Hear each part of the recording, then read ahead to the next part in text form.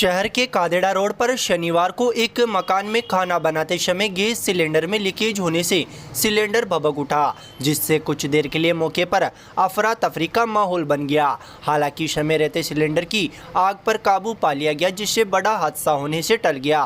प्राप्त जानकारी के अनुसार शनिवार शाम को यहां कादेड़ा रोड चुंगी नाके के पास परवीन रेगर के घर पर खाना बन रहा था। इसी दौरान अचानक ही गैस सिलेंडर में लीकेज होने से सिलेंडर भभक उठा, जिसके बाद मौके पर अफरा तफरी का माहौल बन गया तथा भीड़ एकत्रित हो गई। मौके पर मौजूद धनराज चौधरी व अन्य जागरूक लोगों ने तुरंत पेट्रोल पंप से आग बुझाने का यंत्र मौके पर लाकर भभकते सिलेंडर को घर से बाहर निकालकर आग बुझाने का प्रयास किया।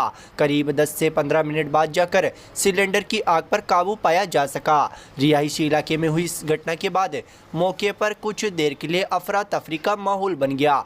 गनीमत रही कि समय रहते आग पर काबू पा लिया गया, अन्यथा बड़ा हादसा घटित हो जाता।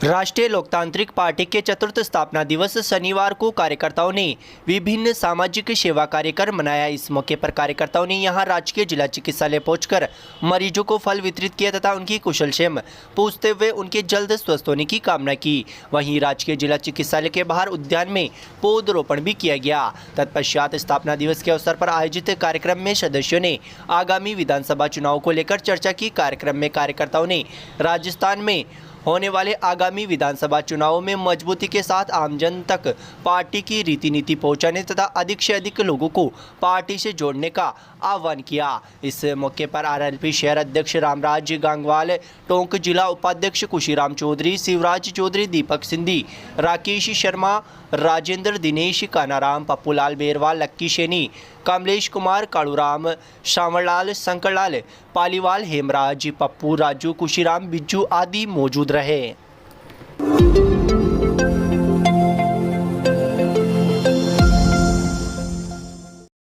मालपुरा से केकड़ी जाने वाली सड़क मार्ग पर ग्राम तितरिया के निकट बोलेरो कार पलटने से 9 जने गंभीर रूप से घायल हो गए, जिनमें से 6 गंभीर घायलों को जयपुर के लिए रेफर किया गया है।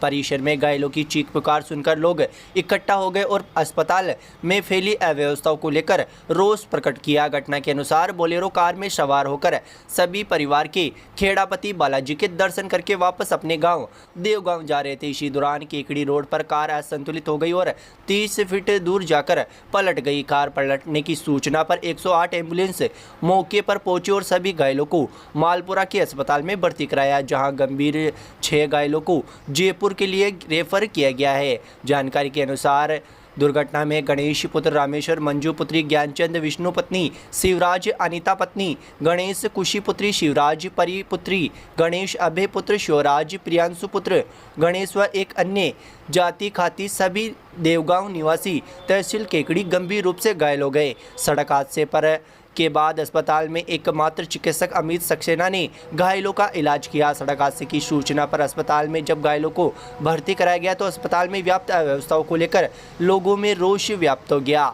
चिकित्सक सहित अन्य कार्मिक अस्पताल में उपस्थित नहीं होने पर लोगों ने एसडीएम सहित उच्च अधिकारियों को मामले से अवगत कराया, जिस पर तुरंत अस्पताल प्रभारी डॉक्टर जीतराम मीणा मौके पर पहुंचे। वहीं घटना की सूचना पर उपखंड अधिकारी मालपुरा रामकुमार और मोदी अस्पताल में पहुंचकर घायलों की कुशलक्षेम पूछी और घटना की संबंधित पूरी जानकारी ली।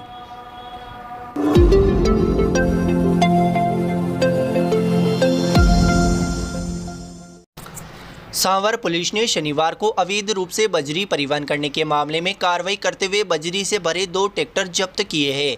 सांवर पुलिस की इस कार्रवाई के बाद बजरी माफियाओं में हड़कंप मच गया। सांवर थाना प्रभारी रामस्वरूप जाट ने बताया कि पुलिस गश्त के दौरान पुलिस को जीतापुरा गांव के पास अवैध बजरी से भरे 2 ट्रैक्टर आते हुए दिखाई दिए। पुलिस को देखकर ट्रैक्टर ड्राइवर ट्रैक्टर को मौके पर ही छोड़कर जंगल में भाग गए। इसके बाद पुलिस ने अवैध बजरी से भरे दोनों ट्रैक्टरों को जब्त कर सांवर पुलिस थाने लाकर खड़ा कर दिया है। पुलिस ने इस संबंध में खनिज विभाग को जानकारी दी है। उल्लेखनीय कि सांवर थाना इलाके की जीतापुरा, कालाखेत और भीलवाड़ा जिले व अजमेर जिले की सीमा से लगते गांवों में बनास नदी में अवैध बजरी खनन होता रहा है। यहां से अवैध बजरी से भरे ट्रैक्टर देवली, सांवर व अन्य शहरों को जाते हैं तथा बजरी माफिया अन्य शहरों में मुंह मांगे दामों पर बजरी बेचकर मोटा मुनाफा कमाते हैं। सांवर पुलिस की इस कार्रवाई से बजरी माफियाओं में हड़कंप मचा हुआ है।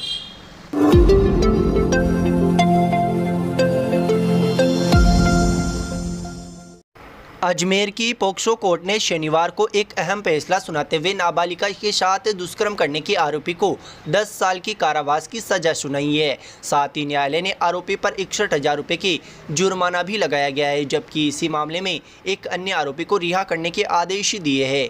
न्यायालय ने अपने फैसले में कहा कि बढ़ते अपराधों को ध्यान में रखते हुए आरोपी के प्रति नरमी बरतना उचित नहीं है। पोक्सो कोर्ट के विशिष्ट लोक अभियोजक विक्रम सिंह शेखावत ने बताया कि 15 दिसंबर 2020 को 17 साल की नाबालिग के पिता ने सांवर थाने में शिकायत दर्ज करवाई थी। शिकायत में बताया गया कि उसकी बेटी के साथ देवराज नाम के आरोपी द्वारा अपने साथी के सहयोग से अलग अलग जगह होटलों में ले जाकर रेप किया गया। सांवर थाना पुलिस ने मिली शिकायत पर मुकदमा दर्ज कर आरोपी देवराज को गिरफ्तार किया। शनिवार को मामले में पोक्सो कोर्ट ने 15 गवाह और 21 दस्तावेजों के आधार पर फैसला सुनाते हुए आरोपी देवराज को 10 साल की जेल और 61,000 रुपये का आर्थिक दंड लगाया है।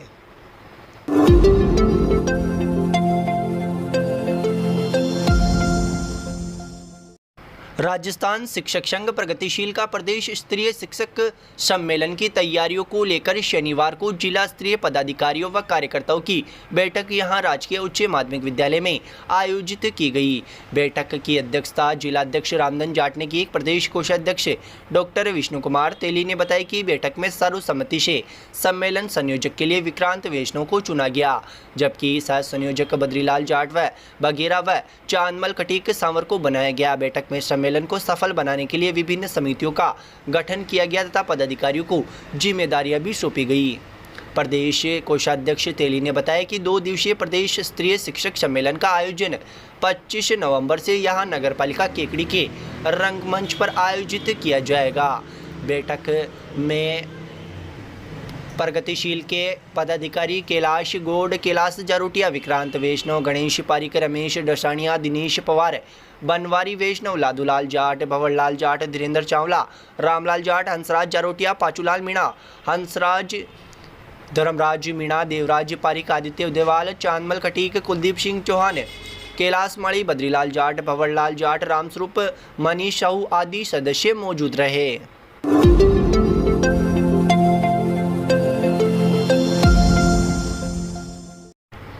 समदृष्टि के भाव को दर्शाते हुए 75वें वार्षिक निरंकारी संत समागम का शुभारंभ 16 से 20 नवंबर तक संत निरंकारी आध्यात्मिक स्थल समालखा ग्राउंड हरियाणा में आयोजित होने जा रहा है। 75वां वार्षिक निरंकारी संत समागम स्वयं में ऐतिहासिक एवं अनूठा होगा, क्योंकि इन दिव्य संत समागमों की अविरल श्रृंखलाओं ने सफलतापूर्वक अपने 74 वर्ष संपन्न कर लिए हैं। केकड़ी ब्रांच मुखी अशोक कुमार रंगवानी ने बताया कि विभिन्न त्योहारों के इस समय में सभी श्रद्धालु भक्त अपने पारिवारिक दायित्वों को निभाते हुए संत समागम के सेवाओं में अपना महत्वपूर्ण योगदान दे रहे हैं। सतगुरु माता जी की भी समागम स्थल की संपूर्ण गतिविधियों का अवलोकन कर रहे हैं और उनके पावन दर्शनों की प्राप्ति कर सभी भक्तजन स्वयं को धन्य महसूस कर रहे हैं। केकड़ी मीडिया सहायक रामचंद्र टहलानी के अनुसार इस वर्ष के 75वें वार्षिक निरंकारी संत समागम में भारत व अन्य दूर देशों से अधिक संख्या में श्रद्धालु भक्त सम्मिलित होंगे। समागम स्थल पर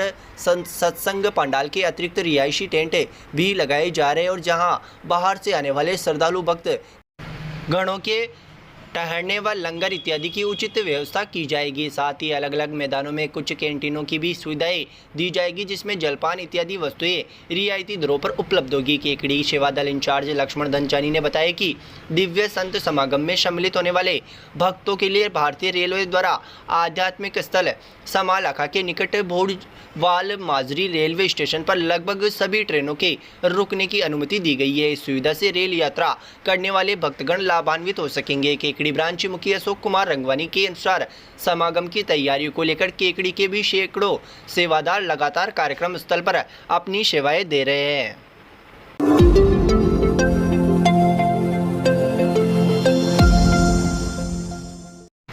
अजमेर की पोक्सो कोर्ट ने नाबालिगा के साथ दुष्कर्म के आरोपी को संदेह का लाभ देते हुए बरी करने के आदेश दिए हैं। प्रकरण के अनुसार सांवर पुलिस थाने में पीड़िता के पिता ने गत 6 जून 2021 को प्रकरण दर्ज करवाते हुए आरोपी बहादुर मीणा व उसका भाई तथा अन्य व्यक्ति ने उसकी पुत्री को जबरन मोटरसाइकिल पर बैठाकर अपहरण कर साथ ले जाने तथा दुष्कर्म का आरोप लगाया। प्रकरण में सांवर पुलिस ने आरोपी बहादुर मीणा के खिलाफ न्यायालय के समक्ष आरोप पत्र प्रस्तुत किया, जहां अभियोजन पक्ष की ओर से 10 गवाह 38 दस्तावेज प्रस्तुत किए गए। न्यायाधीश BL जाट ने आरोपी के अधिवक्ता की ओर से प्रस्तुत दलीलों से सहमत होते हुए अभियोजन द्वारा पीड़िता नाबालिग हो साबित नहीं होने व उसकी इच्छा के विरुद्ध संभोग किए जाने के साक्ष्य संदेह से परे साबित नहीं होने का लाभ देते हुए आरोपी बहादुर मीणा को बरी करने के आदेश दिए हैं। प्रकरण में आरोपी के अधिवक्ता ऐशन हवा, परवीन चौधरी, अरविंद सिंह, संदीप मीणा ने आरोपी की ओर से पैरवी की।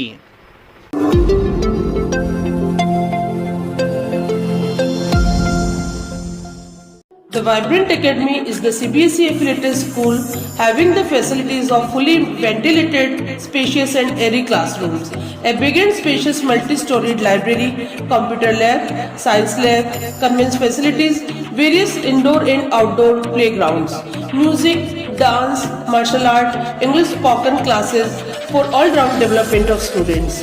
Appointment of CBSE experienced and qualified faculty to motivate the children to speak in English and